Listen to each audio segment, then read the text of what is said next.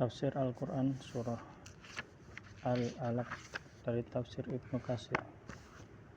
Allah Ta'ala berfirman di dalam Surah Al-Alaq ayat yang ke-6, Kala ketahuilah inna sesungguhnya al-insana manusia layat wa benar-benar melampaui batas. Aro'ahu stagna, karena ia melihat dirinya serba kecukupan. Inna sesungguhnya ila rabbika, hanya kepada Tuhanmu lah ruj'a, kamu akan kembali. Ara'aita, bagaimanakah pendapatmu tentang alladzi yanha, orang yang melarang, abdan idza shalla, hamba ketika ia mengerjakan salat. Ara'aita, bagaimana pendapatmu in kana 'alal huda, jika ia berada di atas kebenaran, au amara, atau ia memerintahkan bertakwa. Ara'aita, bagaimana pendapatmu in kadzdzaba, apabila orang yang melarang itu mendustakan. Ara'aita in kadzdzaba wa tawalla, dan berpaling. Alam ya'lam, tidakkah ia mengetahui, bi anallaha yara, bahwa Allah melihat segala perbuatan.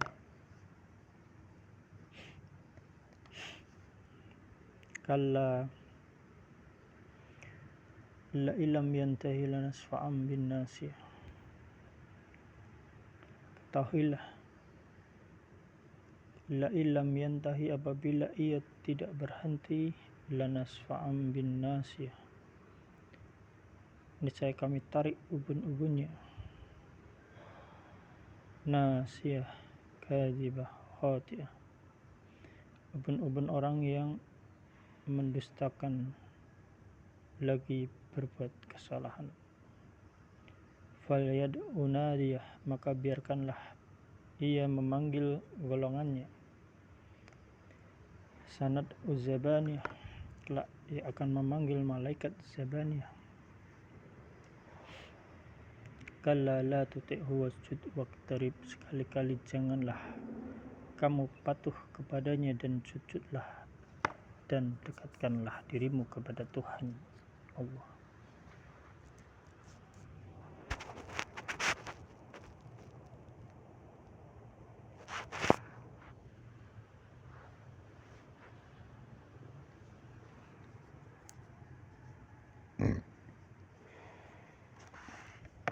Allah mengabarkan tentang manusia bahwa ia memiliki sifat berbuat sewenang-wenang apabila melihat dirinya banyak harta.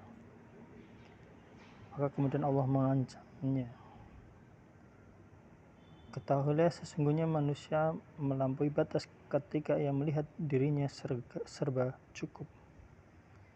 Sesungguhnya hanya kepada Allah Tuhanmu lah kembali. Kelak kamu akan pulang kembali kepada Allah.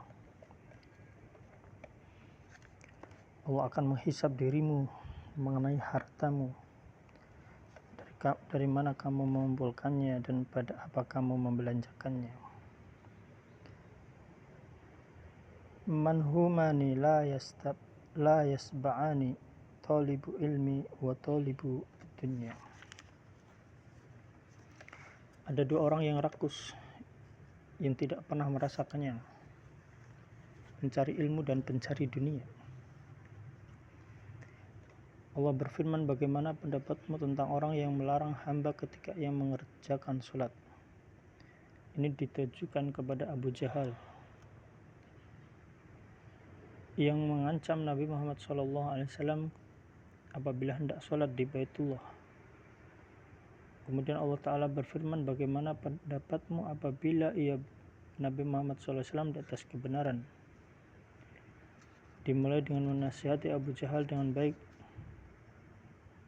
Dengan kata lain, apakah gerangan yang menjadikan pandanganmu, wahai Abu Jahal, apabila orang yang telah kamu larang ini untuk mendirikan sholat berada di atas jalan yang lurus?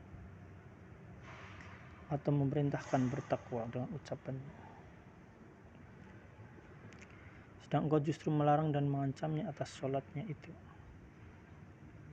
Itulah sebabnya Allah berfirman, tidakkah ia mengetahui bahwa sesungguhnya Allah melihat segala perbuatannya? Apakah dia tidak mengetahui bahwa Allah melihat dan mendengar ucapannya itu? Dan kelak dia Allah akan membalasnya dengan balasan yang paling sempurna. Allah Ta'ala berfirman dengan nada mengancam, ketahuilah sesungguhnya jika dia tidak berhenti,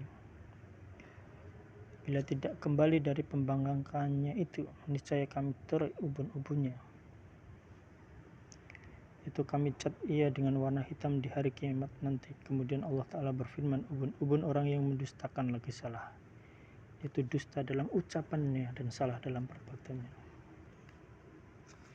Maka biarlah ia memanggil golongannya, yaitu kaumnya, untuk dimintai pertolongan dari mereka. Kelak kami akan memanggil malaikat Zabaniyah. Mereka itu adalah malaikat azab, sehingga ia dapat mengetahui apakah bala tentara kami yang menang atau bala tentara mereka.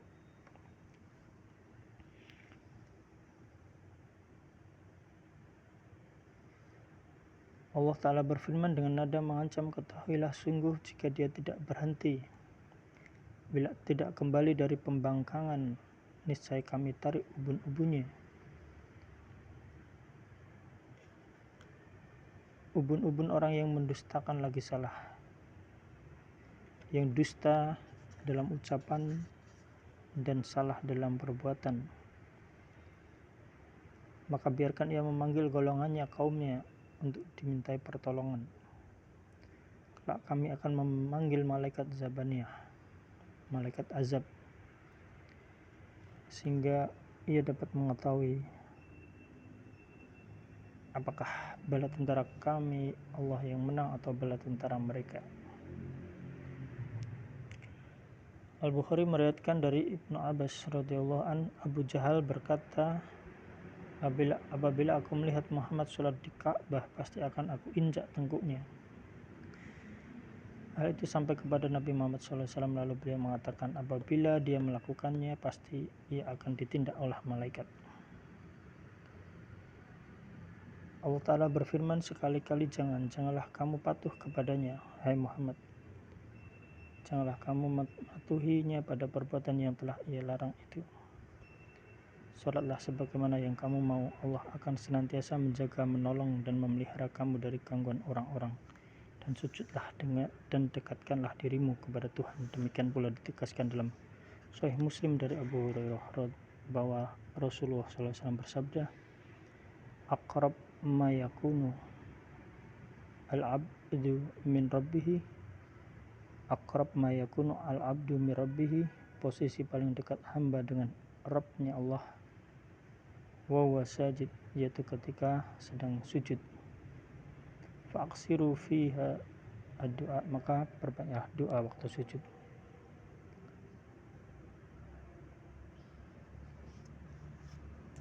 Ini adalah